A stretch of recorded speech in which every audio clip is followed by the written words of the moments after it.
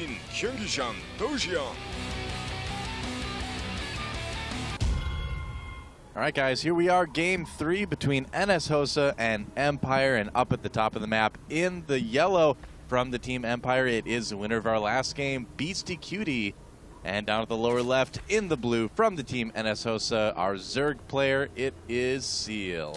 Seal indeed. So here we are, guys, for TVZ action on Daybreak, and we've gushed about this map enough, so we'll let that kind of rest for now. But this is... I want to gush about it. Okay, we'll continue to gush about it. It is a great map. And here's the thing. Right now on Blizzard's website, they're letting people vote for like what 2 GSL maps they want to put in the map pool. Daybreak, I am happy to say, is way ahead of every other map. That's so good. There's a very good chance that we will see this map in the map pool next season. That's exciting, man. I love playing on this map already. I can't wait to like just jump on ladder and have it load.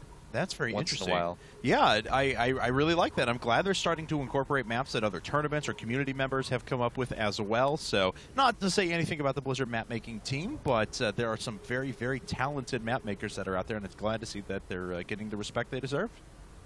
Exactly. And the map pool is pretty good right now, I'd say, on the ladder. Although, for some reason, every time I play, I get like nearly 100% Entombed Valley. What, really? I don't know why. There was one day where I literally played 10 games on Entombed Valley in a row, and I mean, it's a fine map, but after a while I was like, come on, man, give me something different, jeez. I'm like only hitting Core Hall Compound right now, so who knows? I downvoted that, actually. I'm not a big fan of that one. Yeah, I need to get rid of Shatter in a big way. So.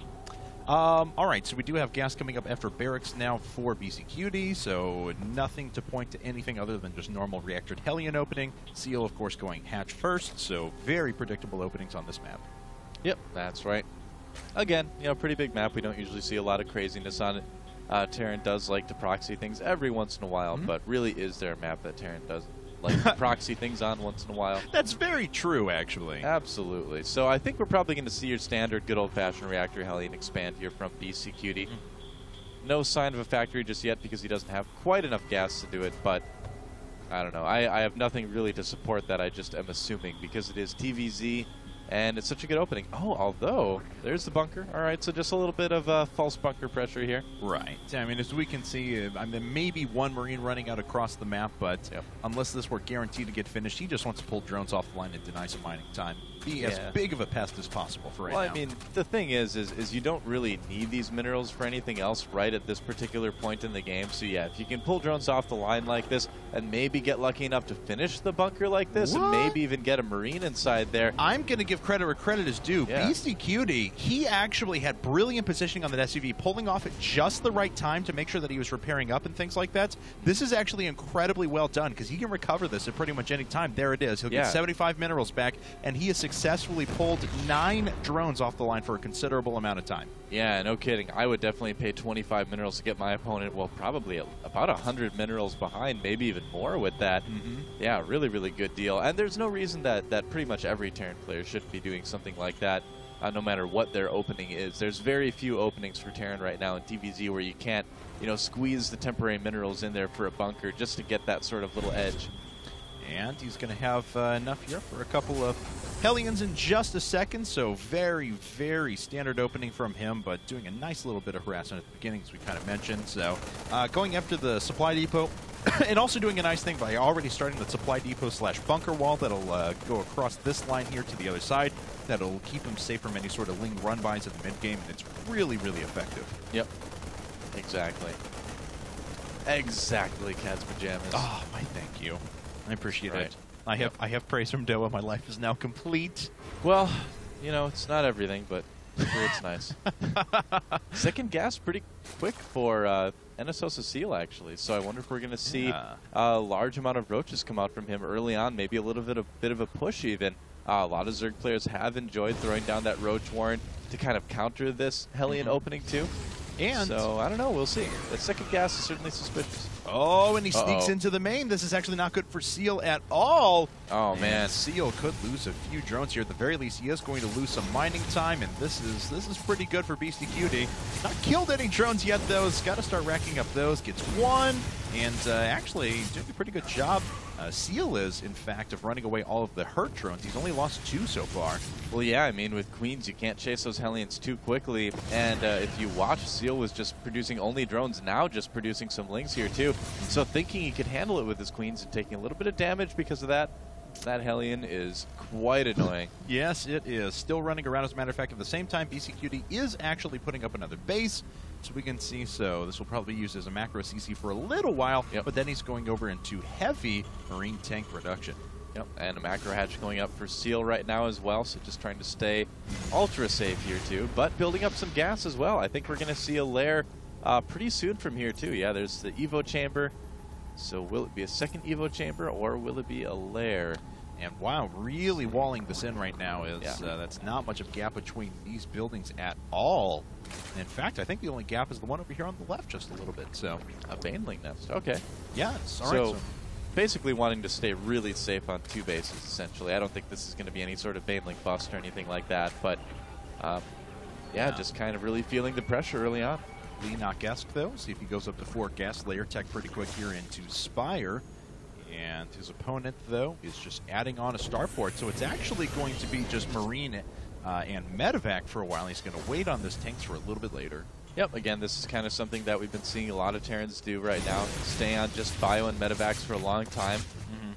Kind of use the mobility of that and just go into tanks later in the game when the Zerg army actually gets big enough to kind of worry about that.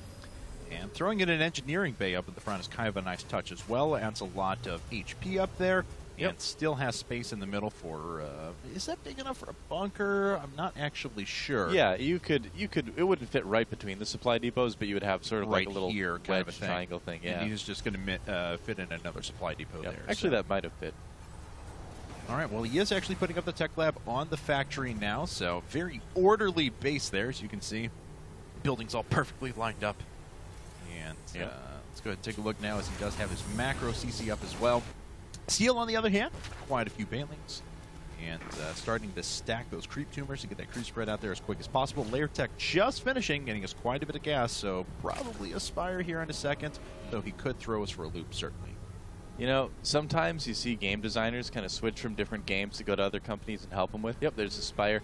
And I'm glad that, like, the SimCity guys never came into StarCraft, because otherwise you'd have to arrange your buildings in a pleasing manner. Otherwise your Marines would be, like, unhappy and do less damage or something. Oh, wow. Seal picks up on that perfectly. But no, I mean, I can just imagine. And there would be occasional tornadoes and things like that you'd have to deal with, and that would make StarCraft no fun. Speaking of things to deal with, this drop being dealt with very nicely. Yeah, very, very good job there. It looks like over on the right-hand side, Zergling's picking up on a couple of SCVs as well, as that command center was thinking about lifting down in a little bit, but not going to be the case. A lot of SCVs dead, so a good little win for Seal. Yep. And as you can see, he's saving up a lot of gas and minerals as well to start a nice flock of mutas once it gets going. The kind of key number with that is 5. If you have 5 mutalisks out, you can one-shot workers. So it's kind of what you want to at least have as a minimum, you know, when you have that Spire finish. And we'll see if BCQD burns a scan here to pick up some creep tumors, and he does. And those are all stacked. Yeah, he is actually. 6 have gone down, and 7 actually needs to get out of there. Picks up and only loses 2 Marines to take out 7 creep tumors. Not a bad thing there, especially because the only active creep tumor is running around the left-hand side. Actually, there's 3 of them there. Smiley face almost, sort of. I know. One of the eyes a little bit weird, but well, a lot of it weird. But yeah, so 3 more creep tumors there, though. So Seal has been very diligent about his creep spread, but of course he's going to have his work cut out for him, just restarting that once again. Yeah, 7 Mutalisks on the way, including +1 flyer attacks as well. So Seal's going to go into a very kind of Mutalisk harass-oriented style here with this. And BeastyQt has been pretty much a macro beast this whole time, though. I've got to say, despite suffering some losses, having his drops picked up on, he's kept pretty even on supply, and he actually has a really, really nice 3-base infrastructure to build off of now. Yeah, definitely. Well, they're the first mutas out for Seal, and we'll have to see how aggressive he wants to get with this. He's going to need to defend this drop, first of all. Oh, no, don't attack with those. Yeah. He does draw him off of the Overlords for long enough, though. We'll see if that can help him mitigate some losses. But we have 2 attacks going on at once. There's that drop. We also have a siege tank push here through the top, killing yet more and more creep tumors. A few Banelings are starting to morph in now, but that is a lot of Marines. Yeah, really beautifully executed attack here by BCQt getting in there. doing some damage at the main and the natural. Oh, nice job splitting up those Marines as well. He's doing an effective job mitigating the damage from the Banelings there, and now his tanks are on the edge of creep, which is just where you want them to be. Yeah, it's a very small army, though, so he does have to be careful to... Yeah, and he's moving back right now. We can see it was going to be a little bit dangerous to kind of sit on that area, so glad to see him pull back. BCQT is actually playing impressively well these games. I've been really, really pleased. Yeah, he really, really has been. But Seal, too, you know, he's not been able to do a lot of harassment to get a lot of traction with the Mutalisk quite yet, because BCQT has been annoying with his drops and his pushes and things like that. But Seal's been playing a pretty good game as well, and he's got a lot of forces on the field. He's going up to Infestation Pit, and he could make a pretty solid counterattack here in a second, but it looks like BCQT slowly moving down to that pocket fourth. Uh-oh, but he sieges up, and here come the Zerglings right now. Banelings in tow behinds. They're going to go right after the SCVs. Oh, that's going to be a lot of dead workers. Bye-bye. Oh, man, yeah, all the SCVs of that expansion getting taken out. Yeah. And he's going to run right into the natural as well. Yeah, it looks like a good number of units taken down out the middle there. of the map, at the bottom middle of Medevac. No, it's actually Viking. Did get found. Yep. So a good win there for Seal. How many workers has he killed? 22, the vast majority of those coming right then, and he is now up 77 workers to 46. It's yeah, a huge amount of workers off those 3 bases. We'll see if he wants to take a 4th here in a bit. Well, I think maybe now would be an okay time to do it. He's going to need to be careful about little pokes and pushes and things like that, of course. But if he can keep harassing that 3rd base location and keep BCQT on essentially just 1.5 bases, while Lucky Marine is like, oh, not so lucky anymore. It's like, I lived. Then he did. The boy who lived. And BCQT. You're a Marine now, Harry. Go to space station 9 3/4. Run into the docking bay. When I go into space? No, you won't. You'll go to Hogwarts School of Stims and other drugs Marines take, I guess. God, that just took a turn for the worse there. Got really dark at the end there. Harry in space is a much more bleak future. I'm shooting for more of an Ender's Game, really, here than a Harry Potter. All right, well, this hatchery is possibly going to go down here pretty quick. It's down to 400 points of health, 200, 100, surviving for the time being. Mutalisk running in as well. Bailey's getting some pretty good hits. BCQT with not a lot left over. The Mutalists are going to clean up the rest, so Seal keeps his base alive and does a great job cleaning up that army. Yeah, man, Seal crushed that attack. Didn't use any more units to do it than he needed to as well. So Seal just kind of the model of Zerg efficiency this game. And he's got a huge lead now. Yeah, really, really playing well. I mean, BCQT through the early part of this game really was doing a nice job of macroing, taking the right risk with that early 3rd and things like that. But Seal is just starting to overrun him. I don't like that. Gets his Mutalists out a little bit ahead and loses 2 or 3 of them right away. But Bailing splitting themselves up, not wanting to commit on just small targets, splitting them and then running them in. It was a cute little maneuver from Seal. And he's even going to get a few SCVs as well. And now it looks very, very bad for BCQT. He's probably going to lose this command center and possibly the game. Yeah, the command center is certainly dead, and the end of the game, I think, is a bit imminent. So BCQT, despite playing really well, I thought, just kind of made some bad calls as far as like when to attack, where to attack, and NSHoSeo was just plain old ready for him. And at this point, that 3rd base is in a bit of trouble. Only 1 tank there. Yes, it is. That's rough. A few Marines behind, GG. and that, BCQT knows it. So NSHoSeo goes up 2-1 in this best of 9.